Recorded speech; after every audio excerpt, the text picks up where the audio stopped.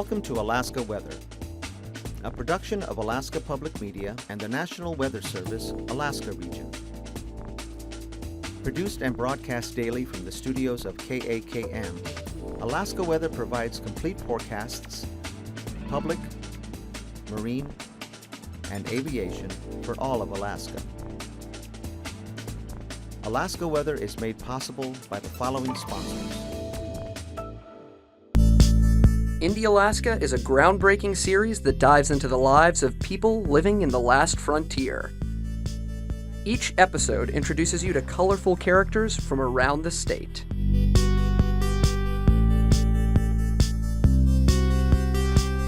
Funding for Indie Alaska is provided in part by Alyeska Pipeline Service Company. Catch the latest episodes at alaskapublic.org. If you're a rural Alaskan resident, consider applying for a seat on one of the Federal Subsistence Regional Advisory Councils by Friday, January 29, 2016. Applicants who have knowledge of the regional subsistence uses, customs, and traditions are needed. Council meetings serve as a forum for regional public involvement in subsistence management. Information at 1-800-478-1456 or email subsistence@fws.gov.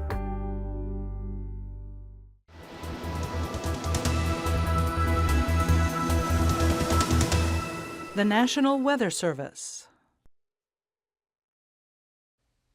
Good Tuesday, everyone. I'm meteorologist Dave Snider with the National Weather Service. It's the 8th of December, and as always, we encourage you to stay up to date with your local weather information, whether that's online at www.arh.noaa.gov or weather.gov/Alaska. Of course, you can substitute Anchorage, Juneau, or Fairbanks in there at the end as well, and you'll be able to localize your information. You can use your NOAA weather radio. You can listen to Marine VHF. All of those ways are great ways to stay up to date and informed about your weather changes that could be coming your way. The Weather Info line is always open as well at 800-472-0391. Here's a look at the satellite picture, and you'll notice several waves of low pressure, one of those here, another one here, and another one just off screen. Pretty active systems. However, most of these are just to the south of most of the mainland, not all of it, but most of the mainland, to where it's really not impacting any one place directly. Now, one spot that is seeing just a little bit of kind of a grazing action from some of this is the current low pressure system that is actually fairly deep across the central Gulf. At around 957, it is capable of producing showers and thunderstorms, and that's a lot of what you're seeing here across the eastern Gulf tonight, just west of the Dixon entrance. Don't be surprised in the coming days if you get glanced with a shower or thunderstorm, especially closer to the outer coast of southeast. Some of that could drift inland just a little bit more. Chances are, though, this will stay a little bit on the southern side of the system. Now, this is retrograding or backing up a little bit to the west, and as it does so, some of this moisture will swing a little bit further northward as we head into the daytime tomorrow. In the meantime, this system is also working with high pressure and very dry air coming off the continent, and this is keeping things pretty quiet for most of the interior, but quiet in the wintertime in December and in the dark means nothing but cold air, and temperatures are pretty cold today across most of the central and the west and the northern sections of the interior. We'll check the temperatures in just a minute. Out across the west, you can see some clouds across the west coast, southwestern Alaska and the YK Delta today. Not a whole lot going on as far as precipitation goes. A couple spot snow showers from time to time, and some of that making its way through the central and western Aleutians as well. And a look out across the west shows that we're still looking at a northwesterly flow. This is being brought in from the jet stream coming in just to the south of Alaska. You'll see that map in just a little while. Up north, we still have some brisk winds across the north coast. Most of that is producing low clouds right up next to the coast, but again, clear conditions fairly nearby most of the land. As we look at the weather map for today, here's a low pressure system, 954. You can see the showers and a few of those thunderstorms across the outer coast there and just to the south and west of most of southeast. Some light rain showers there and pockets of more steadier rainfall across the interior. Snow falling up around Haines and Skagway. A winter weather advisory had been in effect. It looks like that has been dropped at this point for the Haines Highway region. Snow showers there around Tok and Colcana, north and east toward the Alcan and into the Yukon itself. Pockets of rainfall outside of Prince William Sound and down the southeastern coast or down the south central coastline toward Kodiak Island and the southern coast of the Alaska Peninsula. There's some light rain falling around the Pribilofs as well, so still just enough warm air hovering in that region for liquid precipitation.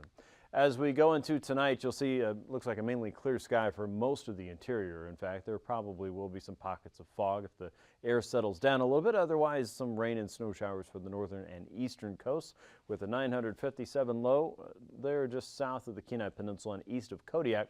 That's going to keep kind of an offshore flow coming down Cook Inlet, so that should keep conditions fairly dry for now. Through the Pribilofs, rain and snow showers there. Snow showers a little bit further out toward the western end of the chain, and rain and snow showers for the central and eastern chain. A better chance for some light rainfall around Dutch Harbor and Unalaska and the Alaska Peninsula with flurries and fog off the north coast. And again, clear conditions for many. A little bit of cloud cover, perhaps some snow showers trying to sneak in from the east toward the middle Tanana Valley. A lot of that will stay off to your east at this point. As we check in on Wednesday, rain showers continue for south and east. Look for parts of British Columbia and southern Yukon to see snow showers if you're planning to take the highway drive. Look for areas in the Golkana region as well as the Copper River Basin to see snow showers, and rain and snow showers will be possible for south central. That will develop during the day. Low pressure is still moving westward or retrograding at 968 millibars. It is weakening as it goes, and the risk for showers and thunderstorms primarily stays offshore, but again, watch for that to develop across coastal areas of the outer coast of southeast as we head through Wednesday. To the west, light snow for the central and western chain as a lobe of low pressure hovers there at 1,004 millibars. Light snow is possible around the central and northern Bering, and more areas of blowing snow will be possible for parts of the Bering Strait as looks like the ice is filling in. We'll check the ice map here in just a little bit. Good thing is that the pressure gradient up north is slowing down and loosening somewhat, so we're not really expecting to see a whole lot of wind moving through that region, at least immediately, but there will be some occasional breezes there that will work over some of the frozen water. The interior is still looking fairly dry, but as we get into Thursday, notice a few more areas of snow showers there around the Alaska Range and points west, and look for some pockets of clearing there from the Yukon Valley northward till you get to the Brooks Range summits. And with that high pressure system setting up across the northern parts of the Yukon and northwestern territories, we'll probably lock in a lower deck of clouds. Might create some fog, could create some flurries, but the better chance for snow showers will extend from St. Lawrence Island all the way down toward the central and western chain, as well as the Alaska Peninsula with rain and snow showers there. Low pressure just west of Bethel and southwestern Alaska at 989 millibars is working with the other circulations we have out across the Gulf, the strongest of which now becomes the one across the far southeastern Gulf near the Pacific Northwest. This is starting to take the reins and quite literally making rain across the Pacific Northwest. That could bring in some drier air to parts of southeast briefly, but another wave of moisture will likely work northward as we head into Friday. So we'll keep an eye on how each one of these systems is interacting with the other. It makes a really big difference on just how wet southeast is, or perhaps if it's snowy, just how cold or windy south central becomes, and how wet and snowy southwestern Alaska becomes, and really how dry the interior remains as we get into Friday and Saturday. So more to come there. As we look at the temperatures today, it's 30s and 40s for a large part of the Panhandle. Not too bad around Juneau at 40 degrees, 44 around Sitka, mid-40s as you head southward toward the Dixon entrance, Craig, Klawock, Ketchikan, and Annette. Even Hyder, 36 degrees there. 37 in Yakutat. It was much colder the further north you got, around 26 in Cordova. Teens for Valdez, 32 around Seward with 25 in Homer, 19 in Kenai, only 15 in Anchorage, 12 in Talkeetna. And northward we go. Once you got past Denali, boy, temperatures just sunk like a rock, anywhere from 15 to 20 below, 10 below in Fairbanks, 2 above in Eagle, 3 above around Northway and Tok. Northward it was 1 degree in Fort Yukon, 26 below in Arctic Village, 11 below for Anaktuvuk Pass. Tanana saw temperatures well below zero today, 15 to 25 below for the Arctic coast. Atkasuk saw 24 below, 15 below for Kaktovik. 10 below in Kivalina. Our friends in Kotzebue showing 11 below around 3 o'clock today. 3 above in Nome, Unalakleet, and areas inland toward Galena started to show those temperatures dropping off as well, anywhere from 15 to 20 below for our Yukon Valley friends. 2 in Bethel, 12 above in Nunivak Island. St. Lawrence Island around Gamble, it was 12 above as well. Lower 20s for Bristol Bay, King Salmon at 20 degrees. Lower 40s in Kodiak, considerably warmer there. 30s and 40s for the Alaska Peninsula. St. Paul and St. George were above freezing today. Unalaska and Dutch Harbor, right on 40 degrees, and 29 and much colder out around Attu. Now, overnight low temperatures will hover in the mid-teens for south central. Not a big change from where we were today. Southeast, mid to upper 30s to about 40 degrees at best. Many in the interior won't get any warmer, obviously, and could get just a little bit colder, anywhere from 15 to 25 below for most of the Kuskokwim, the Yukon, the Noatak, and the Kobuk Valleys, the Koyukuk Valley. 25 below for AKwx Pass, 30 below for Prudhoe Bay and Dead Horse. That's going to be a big cold night for you. 18 below for Barrow. Looks like 8 below in Nome, and temperatures around Kotzebue Sound from 20 to 25 below. Not a whole lot of wind moving, so we don't have any wind chill advisories or alerts at this point, but again, that's big cold on its own. It looks like low to mid-teens for most of the Bristol Bay region, as well as Sand Point down into the Alaska Peninsula. We're looking at mid-30s there. 31 in St. Paul and St. George. Atka looking at 33 degrees, 29 in Chemie. Now, high temperatures tomorrow will recover in south central a bit more. Look for upper 20s to low 30s, 40 in Kodiak, upper 30s to low 40s for southeast. The interior 0 to 20 below for most just south of the Brooks Range, and 15 to 25 below for the Arctic coast. Barrow at 11 below. Southwest anywhere from single digits to mid-teens around Bristol Bay. 15 for Nunivak Island. Ammonok looking at 5 above. Unalakleet about 3 above. Nome near 6. 15 in Nunivak Island. 33 in St. Paul, and 30s and 40s for the Alaska Peninsula and most of the chain. On to flying weather. It looks like most of the interior will be looking at VFR conditions. For southeast, expect IFR generally north from Juneau all the way into Haines and Skagway and into southern Yukon. Some pockets of IFR across the eastern Alaska range, generally around Tanita Pass, and most of it, what you'll see tomorrow afternoon, will be MVFR, but really most areas should be okay. There's going to be hit and miss MVFR conditions across southwest, and just north of Unalaska and Dutch Harbor, expect IFR. In AKwx Pass, we expect to see VFR, improving conditions throughout the day. Same goes for Adigan Pass. Look for better visibility as you go throughout your Wednesday. Lake Clark and Merrill Pass look okay. Rainy Pass and also Windy Pass should be VFR through your Wednesday. Isabel Pass should be MVFR through most of the day. Mentasta Pass, we expect to see IFR conditions developing there. Sonita Pass looks to be MVFR through most of the day. Portage Pass should see visibility and conditions drop just a little bit during the afternoon, so watch for some of that moisture to move in from the sound. Chilkoot and White Pass, at this point, we expect to see IFR conditions developing throughout your Wednesday. The surface freezing line, looking at the temperatures just a moment ago, this is no surprise. Most of the state, of course, still below freezing in the morning. The 2,000-foot freezing line hovering over Kodiak Island and around Sand Point, also around Juneau, and then southward across the interior of the coastline there. The 4,000-foot freezing line well offshore. It's going to be a cold start. Icing potential below about 6,000 feet from Eagle down toward Northway and Toga and into Prince William Sound and the Gulkana region, as well as the Copper River Basin.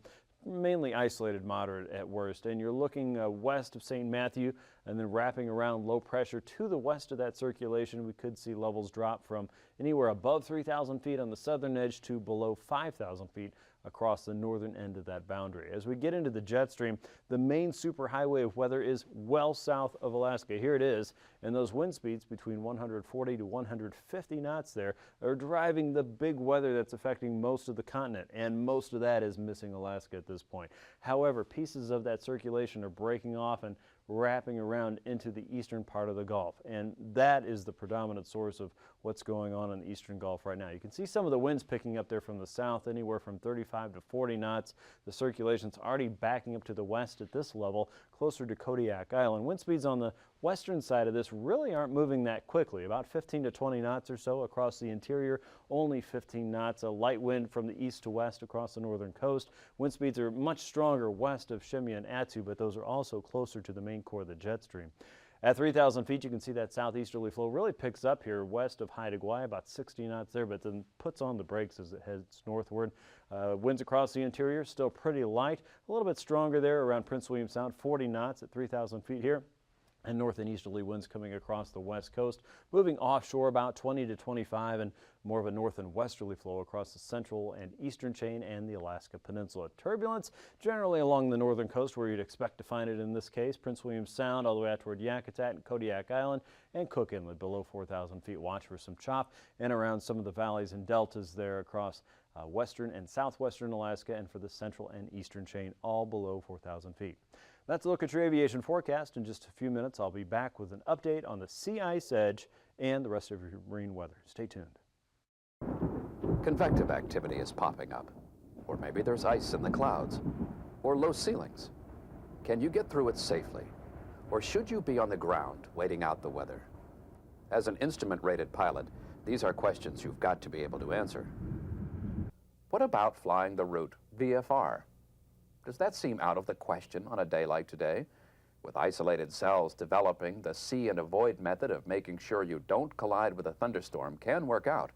And it's perfectly legal, especially if, as an instrument pilot, you're prepared to get an IFR clearance if conditions require it.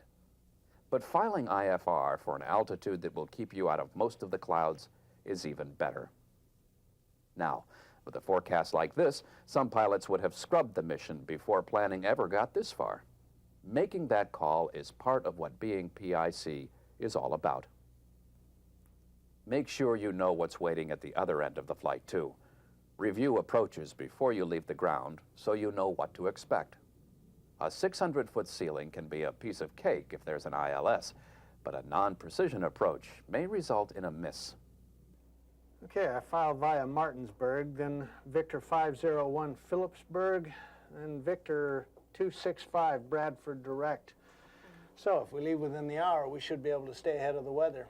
Or we can always deviate to the east if the weather develops sooner than forecast. They have an ILS to runway 32 with minimums of 250 and half mile. And a VOR to 14, and that's 401 mile. Yeah, so either way, we'll get a crosswind. Yeah, that's the story of my life. Well, let's see. Cleveland Center handles the approach.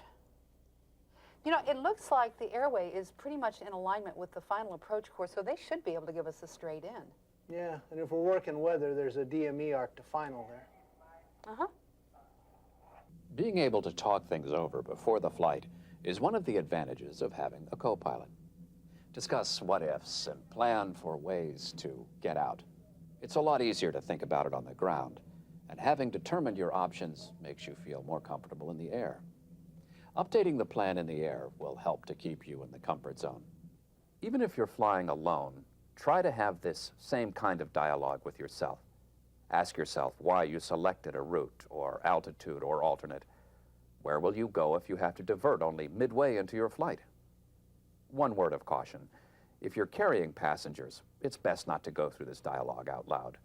They usually don't like the idea of flying with pilots who talk to themselves. It goes without saying, you need to know how to operate the avionics and other instrumentation you'll depend on during the flight. Yet if you fly IFR and don't know the capabilities and limitations of the air traffic control system, you're flying with instruments and equipment you don't know how to use. We'll highlight these capabilities and limitations during this flight. It's about 180 nautical from Dulles to Bradford by the route that they're plotting. A lot can happen in 180 miles, especially this time of the year. Let's check for some alternates just in case.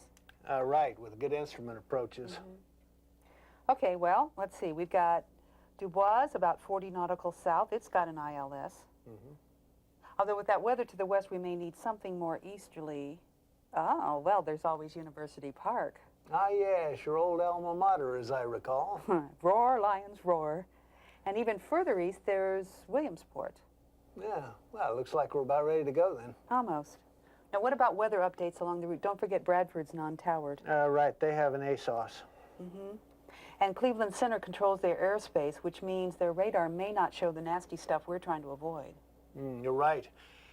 We should plan on getting an update with Flight Watch before the descent. I'd say just after we switch to Cleveland Center, northwest of Phillipsburg. Mm-hmm. Not many pilots pay attention to these little blue zipper lines that zigzag across charts. They show which center controls the airspace. And not many pilots can tell you where an approach facility's radar coverage ends and a center's begins. What does it matter whose airspace you're flying in?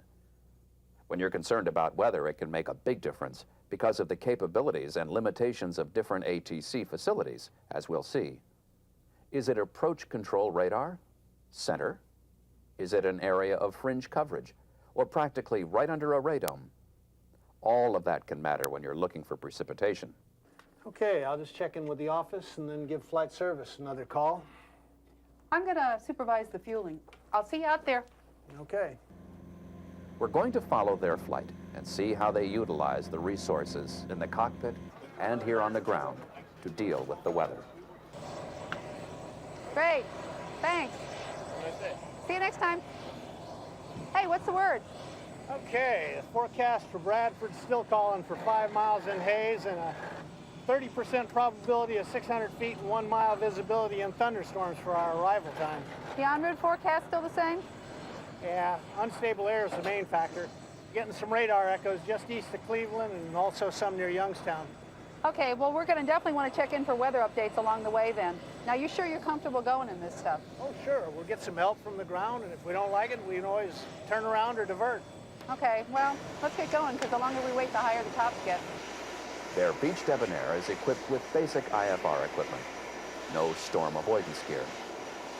The fact is, the only electronic radar or storm avoidance equipment most GA pilots have is right here on the ground, ATC.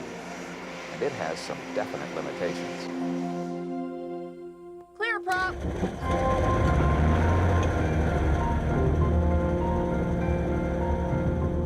The stakes are high. From 1982 to 1993, adverse weather was involved in over 1/4 of all aviation accidents. The pilots were responsible for 94% of those accidents. These aren't the kind of mishaps people walk away from either. If you discount wind accidents, about 75% of weather-related accidents involve fatalities, and most occur from March through September. Here are some other facts about weather accidents to keep in mind. 60% of weather accidents involve pilots with less than 1,000 hours. And if you think an IFR ticket makes you invulnerable, 43% of the pilots in weather accidents had them. Of course, not all weather-related accidents involve IMC. High winds cause lots of bent metal, so does carburetor ice. But here's one final fact for VFR and IFR pilots alike to keep in mind. The #1 cause of all weather-related fatal accidents results from pilots' attempted or continued VFR flight into instrument meteorological conditions. And 27% are IFR rated. Here's a look at sea surface temperatures, and focus on the dark blue colors here. This is an area of temperatures at or just below the 0 degrees Celsius mark. And so then, looking at this, it should be no surprise that we have ice dropping further and further south from the Bering Strait. It's pretty close to being closed off if it isn't already. The coverage here in white is 80% or higher, and you can see those levels coming down the western tip of the Seward Peninsula, and also areas of ice forming and locking into the St. Lawrence Island region, as well as just to the north into the Bering Strait. Many areas in the Norton Sound region, as well as down the YK coast, are also seeing more and more ice building in quickly. You can get the latest updates anytime at weather.gov/ice. Here is a look at Wednesday's marine forecast, and southeasterlies coming in the inside waters 20 to 25, looks like 4 to 5 foot seas there. Also watching for the risk of thunderstorms mainly on the outer coast, 20 to as high as 35 knots just outside of Yakutat, with 24 foot seas there for Wednesday. By Thursday, more of an offshore flow. Winds are still coming in at 20 to 30 miles an hour from the knots east to northeast on the outer coast, and 25 to 30 knots from the north on the inside waters. 5 to 6 foot seas there, the highest up around the Lynn Canal, of course. As we get into south central, east and northeasterlies will be strongest for the north and western Gulf Coast. Remember, low pressure sitting out across the central and eastern Gulf, still going pretty strong with 17 to 21 foot seas there across the north and west, and outside of Prince William Sound inside 35 knots with a 6 foot sea. Northerlies coming down Cook Inlet at 25 to 35 west of the Barrens, 12 foot seas there, and only 6 foot seas inside of Shelikof Strait. Thursday, the winds diminish somewhat, especially inside of Prince William Sound and the northern Cook Inlet. Otherwise, northeasterlies coming down Cook Inlet and Shelikof Strait around 20 to 25. The north and western Gulf also sees improving conditions with 20 to 30 knot winds there. 13 foot seas there in many areas, 10 foot seas east of Kodiak Island on that northerly flow at 25 knots. For the Alaska Peninsula, watch for freezing spray. Northeasterlies inside of Bristol Bay, brisk at 25 knots with a 6 foot sea. Northerlies down the coast at 20 knots. Northerlies also on the Pacific coast, 20 to 25, 13 to 15 foot seas there for Wednesday. You'll see those reverse course and head in from the west at 30 knots, 10 to 12 foot seas expected there for Thursday. Northeasterlies diminish inside of Bristol Bay. Westerlies take over down the coast at 25 knots with an 8-foot sea for Thursday. Now for the Aleutians, northeasterlies north of Kiska to Attu there at 20 knots, a little bit more of a westerly flow on the southern side of the chain. Northwesterlies for just about all other areas, 30 to 35 knots. On both sides, you're looking at 9 to 14-foot seas, 11 to 15-foot seas there from Nikolsky to Atka with a 35-knot wind. By Thursday, more areas in the north and westerly flow, 25 knots there in most regions from the central to the east, northerlies from Adak toward Kiska, and southerlies across Kiska to Atka. And you're looking at 15 knots with a 9-foot sea there as you move into Thursday. So improving conditions in the west, but we're still looking at that very cold northeasterly flow, 25 to 30 knots from Nunivak Island and Kuskokwim Bay all the way towards St. Lawrence Island. 9-foot seas there, 12-foot seas around St. Matthew, and 9-foot seas for the Pribilofs with a 25-knot flow there. Freezing spray in any areas that are looking at some open water at this point. Northwesterlies take over around the Kuskokwim Bay, south of Nunivak Island, all the way towards St. Paul and St. George with an 8-foot sea. Northerlies continue for the St. Matthew Island waters, and northeasterlies for St. Lawrence Island and north of Nunivak Island for Thursday. And for Wednesday in the north, winds become a little more light across the Kaktovik or the Beaufort Seacoast, 5 to 10 knots there. North and northeasterly winds. Northerlies around Cape Lisburn to Point Hope, and outside of Kotzebue Sound about 25 knots there. As we get into Thursday, look for light winds across the Chukchi Seacoast, looking at light onshore flow around Barrow, and a south and westerly flow for the Beaufort Seacoast, also near Kaktovik. And again, more areas there are really starting to see higher ice concentrations, and as that light wind continues and the serious cold continues, of course, we can expect that ice to thicken up across the Chukchi Sea and eventually south of the Bering Strait. A quick check of tonight's weather. The activity is really focused on the Gulf right now, with several waves of low pressure continuing to rotate around each other. There's a risk for some isolated thunderstorm activity, mainly near the outer coast in southeastern Alaska, chance for rain and snow in south central, and a continued chance for snow showers in the Bering and the central and eastern chain. That's a look at your Alaska weather. Thanks for watching. These forecasts are to be used for planning purposes only. Call 1-800-WX-BRIEF for a formal pre-flight briefing. Always file a flight plan before you go flying. The U.S. Coast Guard Auxiliary urges you to leave a float plan with a friend or the harbor master before you go boating. Alaska Weather is made possible by the following sponsors.